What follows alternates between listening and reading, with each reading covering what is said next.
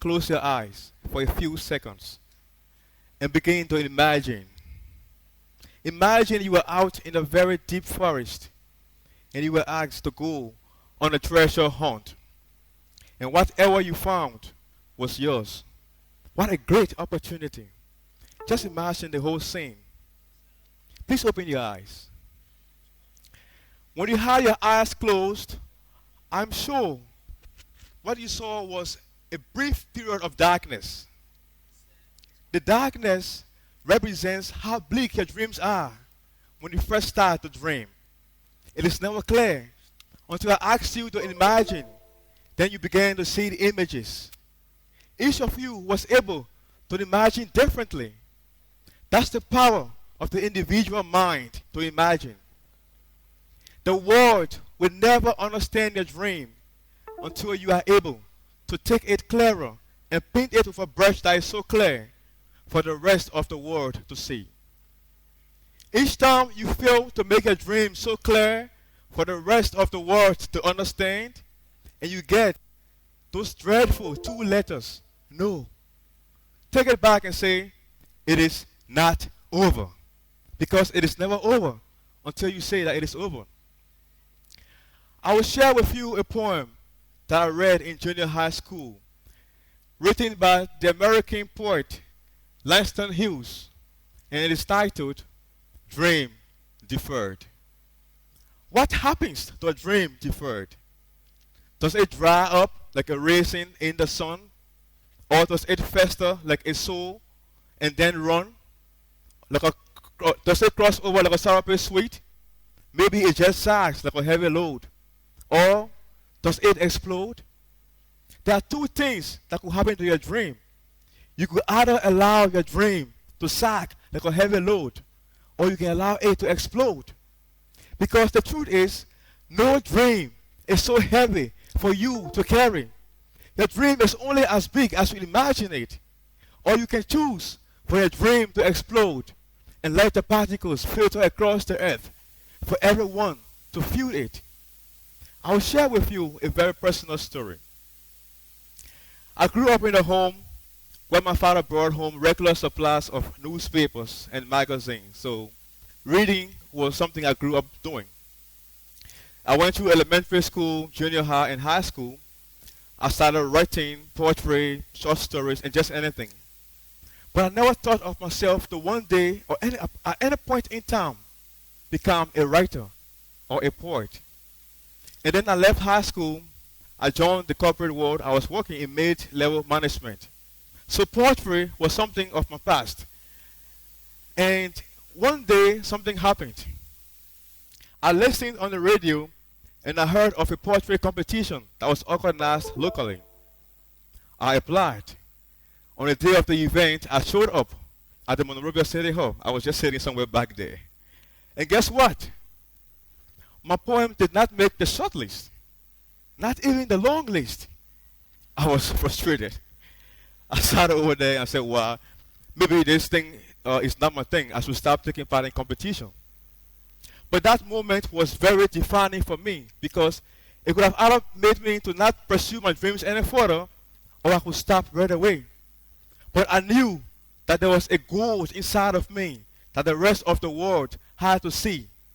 You see, each of us has a gold mine of talent that is buried somewhere. We have to dig beyond the debris of fear, doubt, cynicism, and complacency and find it. You have to find your gold. You know, gold miners, those who mine gold, are amongst the most resilient folks you can find. These are people who never gave up. They look in dirt and rocks and stones, keep searching for their gold until they someday find it. And when they do, they still don't give up. And so I came back even stronger. This time I was writing poetry, writing short stories, writing opinion pieces, and sharing to newspapers. And then one day, a friend sent me a link of a poetry residency to be held in Senegal on Goree Island.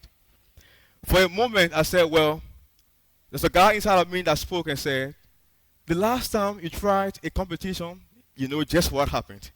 So You better take it easy here. But then in this time, I had to send 10 poems as per the competition. And I sat and I wrote.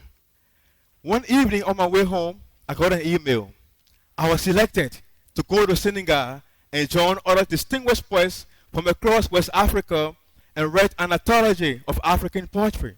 I was an Osiwa Poetry Fellow.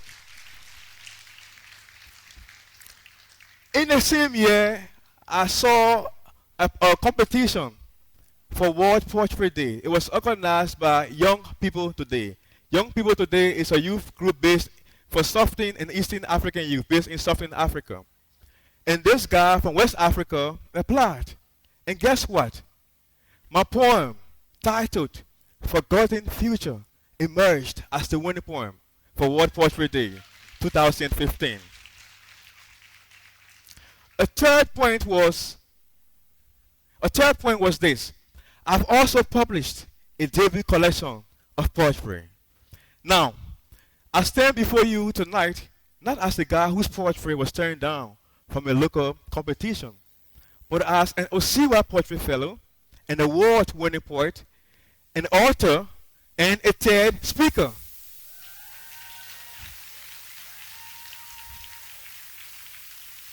Resilience. Resilience. Resilience. My story, in many ways, has taught me the power of unbending resilience. Never allow the 4 agents that stop you from reaching your dreams to engulf you. They are fear, doubt, cynicism, and complacency. Fear. Those who fear to try should brace themselves for a very long wait. And you cannot possibly motivate anyone if you have no encounter with failure. A friend described fear to me as a growling lion without teeth. Cynicism.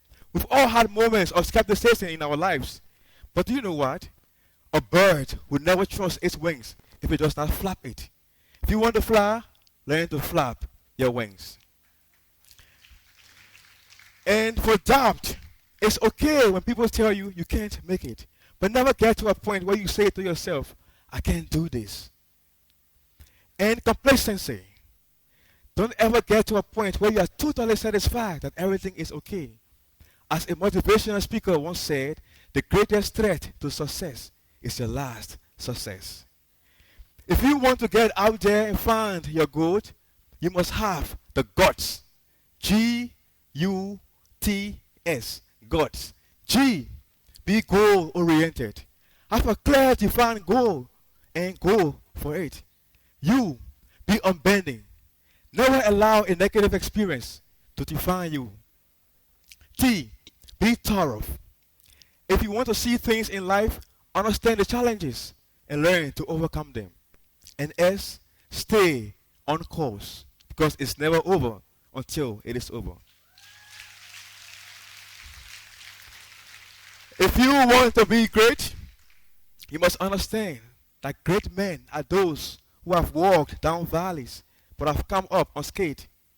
They have sunk rock bottom, but the soul anyway. They have been buried, but grew like seeds. They have stories that inspire. They change the world. And one thing they never lose is courage. The faint-hearted are the easy goal-getters. They never try. They never lose. They are afraid to dream. When you someday find your goal and illuminate your path, I want you to remember this, that real success is not how bright your light shines, but how you are able to use your light to get millions out of darkness. Thank you.